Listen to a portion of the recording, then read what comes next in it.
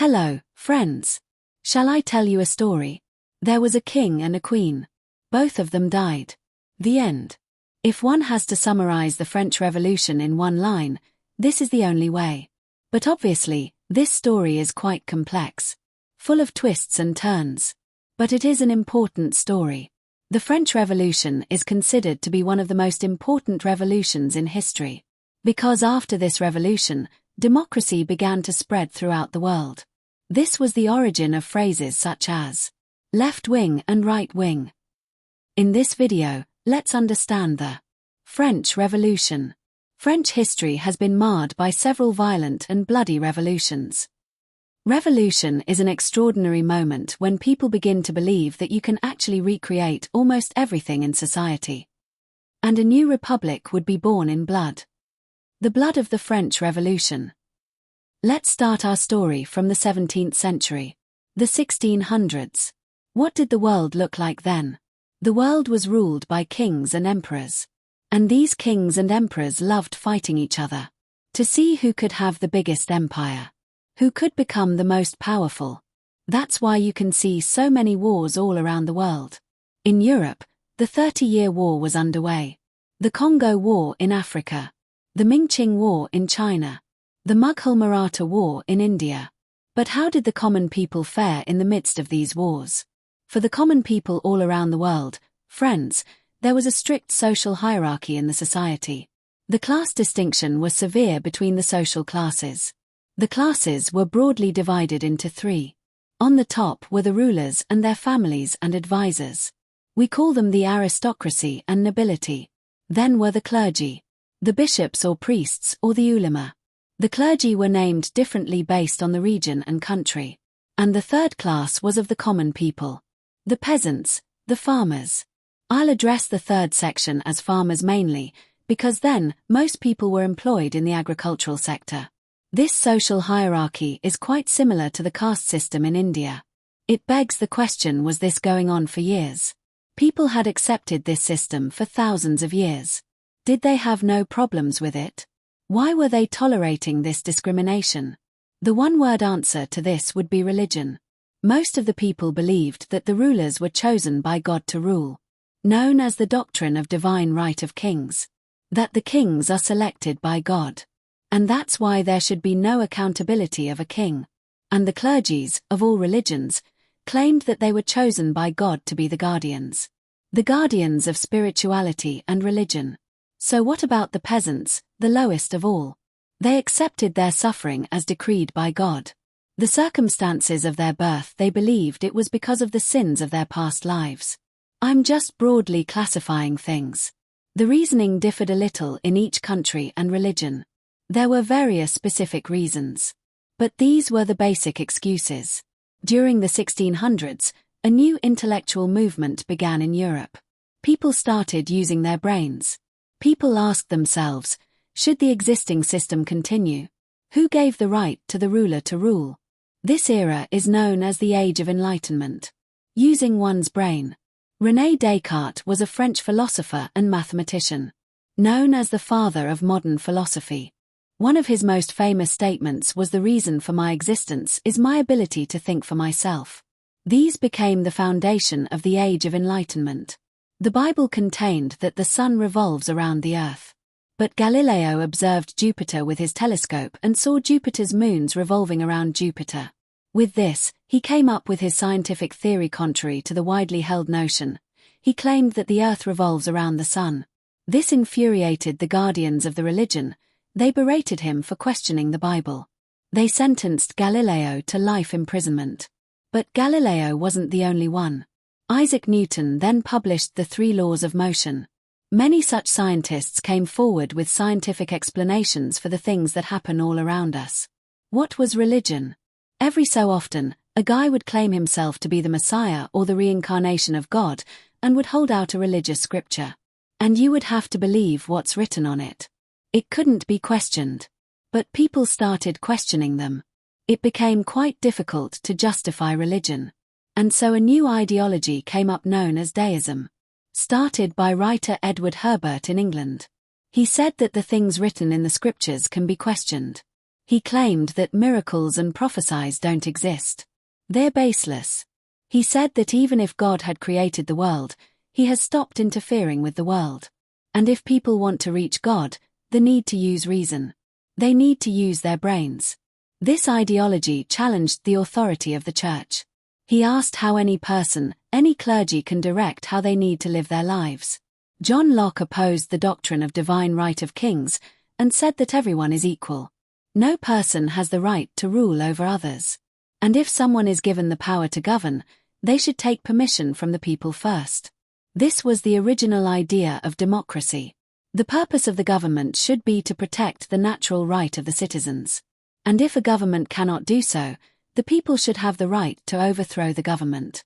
Montesquieu, Thomas Hobbes, and Rousseau were some other philosophers who promoted similar ideas. Rousseau's famous quote says, "Though man is born free, but everywhere he is in chains." Why so? Every citizen should have liberty. But what is liberty? Liberty basically means the freedom to do as one wishes as long as one doesn't harm someone else.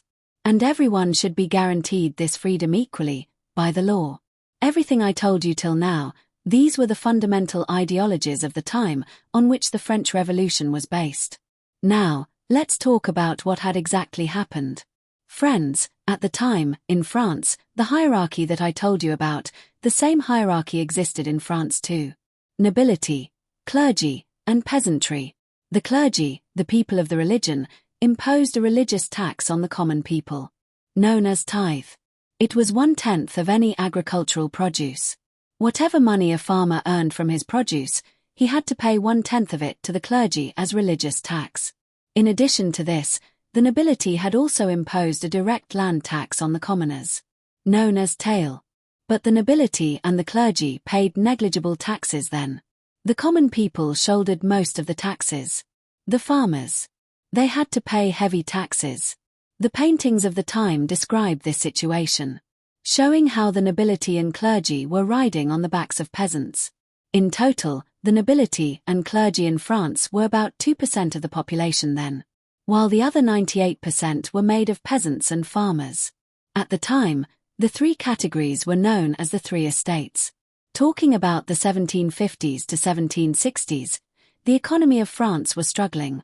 France would frequently go on a war against Britain because both were colonial powers. So there were many conflicts and wars between the two. And in the 7-Year War, from 1756 to 1763, France was almost bankrupt. It was under large debts. During this time, in 1774, King Louis XVI was anointed the new king. He was 20 years old when he became the king. Famines were quite common then. So the crops grown by farmers were closely monitored by the government. So that if any area in France was faced with a famine, then the other areas that had a surplus of grains, a good amount of agricultural produce, they could import the grains from there to avert famine. They had grain police for this, to supervise and ensure that it was done properly. And if someone was hoarding grains, they were strictly punished. When Louis XVI became king, he made Robert Jacques Turgot his finance minister, a close friend of Adam Smith. I talked about Adam Smith in the video on capitalism. His ideology was basically that government shouldn't interfere in anything at all. Jacques Turgot applied the same ideology in France then. In September 1774, Turgot passed new farm laws. Think of them as the Black Farm Laws. Because these laws stopped the government's interference. The grain merchants could buy the crops. They could hold the crops and sell them later at artificially inflated prices. This led to grain prices increasing rapidly. Food became very expensive. There was unprecedented inflation. And as a result, in April-May 1975, people started rioting, called the Flour War. Riots over the flour. Turgot's intention wasn't wrong. He sincerely believed that without the government's interference, people would benefit from it. But when he saw that this wasn't successful, Turgot proposed to levy taxes on the nobility and clergy as well, so that they could improve the financial position of their country. But why would the people in power, the nobility and clergy, allow this? Turgot was removed from the post of finance minister in 1776. Interestingly, 1776 was the year when America became an independent country. The revolutionaries and freedom fighters of America. Did you know who supported them to get independent? France's King, Louis XVI. The simple reason behind it, since America was a British colony, and France and Britain were enemies then, France helped America become independent because it would mean that Britain would have to surrender the area. Doing so was expensive for France. This was followed by another war between France and Britain. The Anglo-French War. 1778 to 1783. The debt on France increased further to 2 billion livres. Imagine the situation. People were living in poverty, while the King of France built a massive palace for himself. How would the people react? King Louis did this and spent a lot of money on it. A huge amount was spent on the palace in Versailles for maintenance, and on King Louis's debauchery.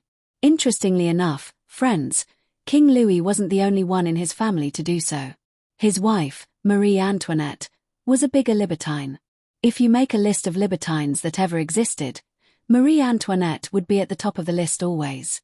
Wife of Louis XVI. It's said that she was so profligate, every year, she would order 300 new outfits. She undertook the landscaping the gardens outside the palace. You can still see them in Versailles. It's only 20 kilometers from Paris. She created expensive perfumes for herself, some exclusive fragrances for herself, and perhaps the most extraordinary of all was her hairstyle. She had literally put a boat on her head as a hairstyle. Can you imagine it? There's a painting of it too. Though celebrities don weird outfits nowadays, but to have a boat on one's head, such a hairstyle is unthinkable, even now. Marie had several love affairs too. She used to send love letters to a Swedish nobleman, Axel Fersen. You'd ask what love affairs have to do with a revolution. As I told you, friends, people used to think that rulers were sent by God. The divine right of kings theory that I talked about. People considered the king and queen to be sent by God. So when they saw their queen having love affairs outside her marriage, people were certain that she wasn't sent by God. So the people had many reasons to hate King Louis. There was a lot of hatred among the people. There was no end to these problems. When people are so infuriated, it can lead to riots and civil wars. But if this anger could be given a direction, then the anger can be turned into a revolution. The Age of Enlightenment was the source of direction for this anger. As I told you at the beginning of the video, the philosophers, newspaper, and books of the time were talking about these. How the rulers weren't deserving. How there should be equality among people. Even the illiterate were listening to these ideas. They started thinking and reasoning too. There were many slogans related to this. One of the most famous slogans of the time was "This is still the motto of France." King Louis tried to appease the people.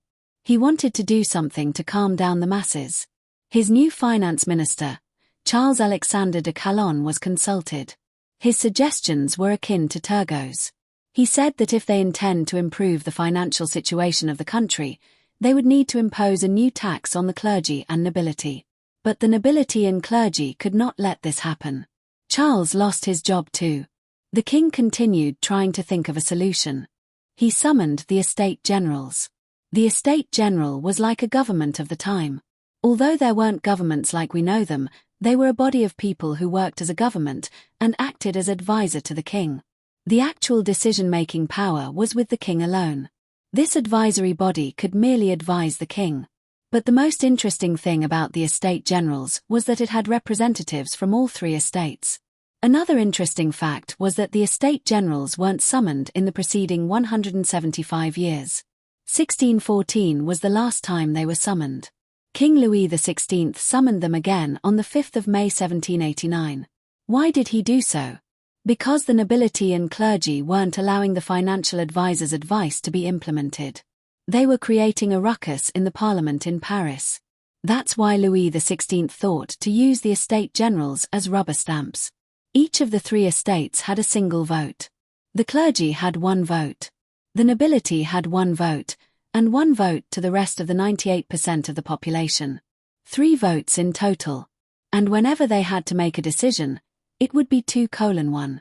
The clergy and nobility joined hands to vote against the people. So they couldn't reach a favorable decision. Frustrated by this, The commoners then wanted one vote to each individual member. Instead of one vote to a group, they wanted one vote for each individual. The king didn't take this demand seriously. So the members of the Third Estate, the representatives of the commoners, didn't want to remain a part of the Estate General. They decided to form their own Estate General, their government, wherein every person would get equal votes.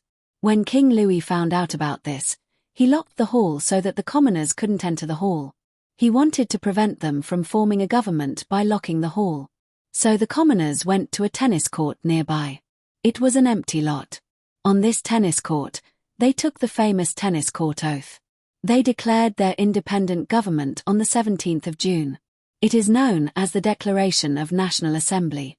They said that they wouldn't be stopped from creating a new constitution for France. They wanted to write a constitution which would provide equal treatment for all, so that there'd be true equality in the country. The liberals from the nobility and clergy became a part of this National Assembly. King Louis was shocked to see this. He saw that he couldn't prevent them from forming a new government. He feared that they would soon overthrow him. They might even kill him. So on the 27th of June, King Louis acknowledged this National Assembly. He agreed to the National Assembly forming the new government. When people were seated in the National Assembly's hall, the people on the left were from the Third Estate, the commoners who support the revolution. They represented 98% of the population. They were seated in the left wing of the National Assembly. On the other side, on the right wing, were the representatives of the clergy and nobility, who supported the monarchy. As you would have guessed by now, the two commonly used phrases when discussing politics, left wing and right wing, this was the origin of both phrases. The fundamental ideologies of the left wing are of liberty, equality, and fraternity. On the other hand, the ideology of the right wing was the reaction to the ideologies of the left wing. You can think of it as the counter-revolution. They weren't actually based on principles, but the ideas they practiced can be categorized as traditionalism and conservatism. The traditions passed down from generations, they wanted them to continue. This was the fundamental ideology of the right wing. From the perspective of the French Revolution, our rulers and monarchy, they wanted to uphold them. That was their ideology. People in the left wing demanded equality, so that people could be treated the same in society, without any hierarchies. The people on the right wing used religion and traditions, saying that God has decreed the king to rule, and so he should. They wanted to continue the tradition because it was a tradition. We can still see this ideology at many places nowadays. Many people from the right wing take this to the extreme. When they are asked about the discrimination between men and women, discrimination between castes, discrimination between races, their reply is often that it is the tradition. Since the tradition has been carried down for ages, it would be continued forever. In the French National Assembly, 98% of the people were supporting the left wing, the right wing had the support of the king, 2% of the people, and the security forces. That King Louis was planning on attacking Paris to overthrow the National Assembly. This rumor turned the people violent. There were riots. They attacked the Bastille fort on the 14th of July. They hoped to find gunpowder and weapons so that they could start a revolution. There, they found 7 prisoners, whom they set free. And because of this event on the 14th of July, today, the National Day of France is celebrated on the 14th of July. This was the first spark of the French Revolution. When others got to know about this incident, they started to realize that they too could fight. They wanted the oppression by the clergy and nobility to stop. So when the tax collectors went to the farmers to collect the taxes, they refused to pay any tax. The tax collectors were beaten and thrown out of the fields. Many nobles started fleeing to other European countries, because France was the only country with the uprising. The other European countries were still content with monarchies. With each day, the power of the National Assembly kept on increasing. The security guards of the king were now paying attention to what the National Assembly was preaching. On the 9th of July, a National Constituent Assembly was formed from the National Assembly. And on the 26th of August, this Constituent Assembly adopted the Declaration of the Rights of Man and of the Citizen. This document can be seen as the first draft of the French Constitution. This was the first attempt at adopting a constitution. This small document contained 17 articles. This constitution was based on the principles of liberty, equality, and fraternity. But King Louis refused to sign this document. On the 5th of October, another spark of revolution ignited. The cost of food, the price of bread hadn't decreased yet. The country was still struggling with high inflation. The economic situation hadn't improved. On the 5th of October, thousands of women gathered at a market in Paris. They agreed that things had become unbearable. Changes needed to be adopted quickly to improve the economy of the country. For 6 hours, thousands of women walked 13 kilometers to the palace in Versailles. King Louis was on a respite there. When these thousands of women walked down the road, people were motivated by this. Some men and soldiers joined them. This event is called the March of Versailles. After reaching the palace in Versailles, they entered the palace. Seeing these women in the palace, King Louis and his wife Marie were forced to accept their terms. This was when King Louis finally signed the document. After this movement, women demanded equal rights in the National Assembly. In September 1791, the French activist and feminist, Olympe de Gouges, published the Declaration of the Rights of Woman and of the Female Citizen. And this was the beginning. Unfortunately, over the next 150 years, women weren't given equal rights in European countries. Elections were called in 1791, and in 1792, the monarchy was completely abolished. And thus France became a republic country. King Louis and Marie Antoinette were imprisoned for their crimes. Later, they were put on trial and sentenced to death.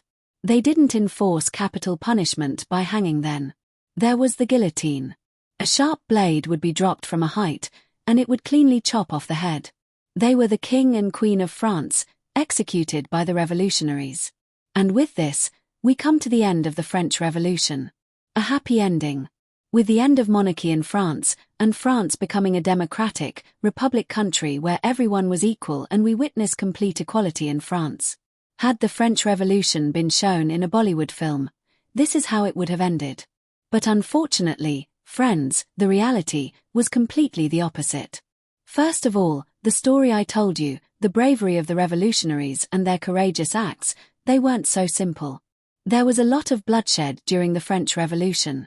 Many nobles and clergies were murdered mercilessly. Their decapitated heads were put on pikes and taken around the city by the revolutionaries. Overall, people were very violent.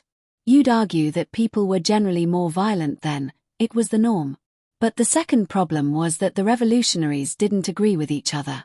Though they were on the same page about liberty, equality, and fraternity, they believed in it and agreed with each other.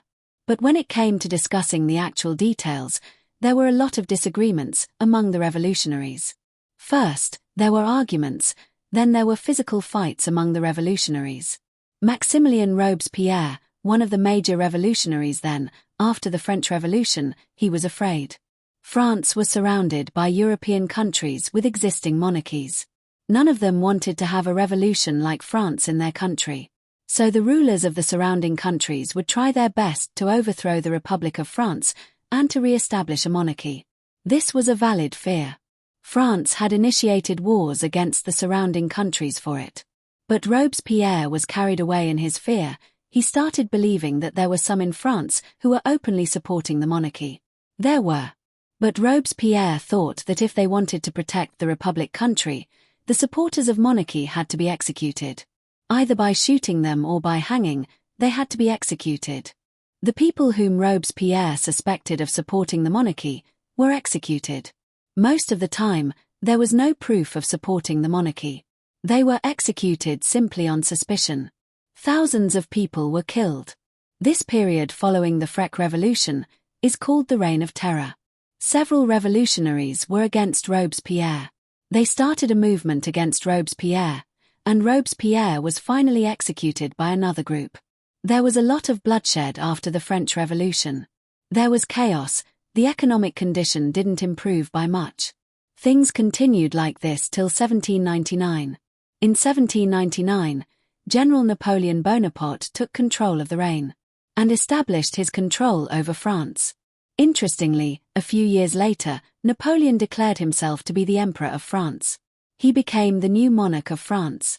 He ruled for many years. Many historic events happened under this reign. That's a story for some other time. We can talk about them in some other video.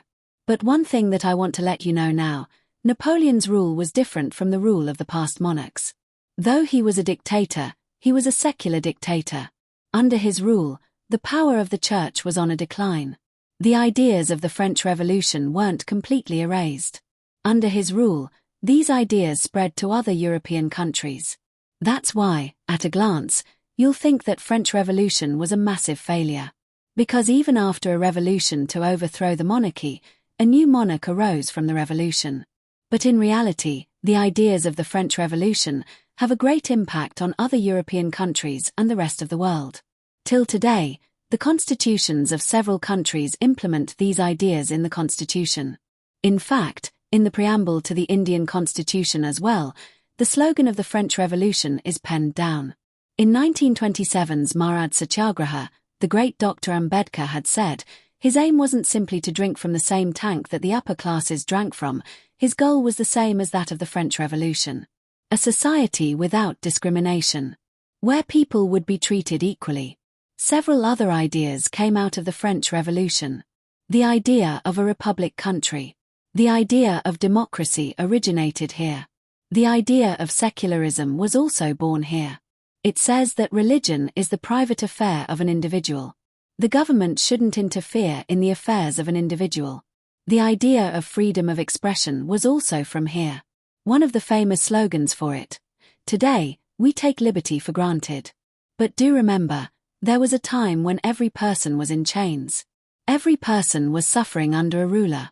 The failure of the French Revolution was realized by the Indian freedom fighters like Mahatma Gandhi. I told you this in the video on Gandhi versus Bose. Mahatma Gandhi had said that their aim is not only to get freedom, but also to get freedom in a peaceful, non-violent way. Because Gandhi didn't want to repeat the violence used in the French Revolution, he didn't want to repeat the bloodshed in India. This was the inspirational story of the French Revolution.